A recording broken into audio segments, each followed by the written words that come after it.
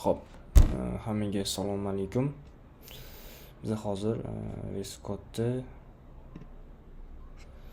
Xo'p, agar VS Code GitHub qismida, ya'ni source control qismida, ya'ni GitHub o'zgaruvchilar ko'rinmay qoladigan bo'lsa, biz quyidagi yo'llar bilan bu xatolikni bartaraf qilishimiz mumkin. Buning uchun nima qilamiz? Buning uchun action, ya'ni shu ilovalar bo'limidan hop kuchukcha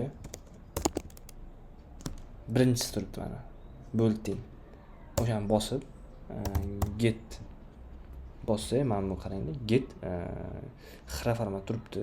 O'shani yoqib qo'yish kifoya bo'ladi. Inshaalloh. Mana bizlarda mana ko'rindi. Ben folder qilib bemalol ishlasa bo'ladi. E'tiborlaringiz uchun rahmat. Sog' bo'linglar, salomat bo'linglar.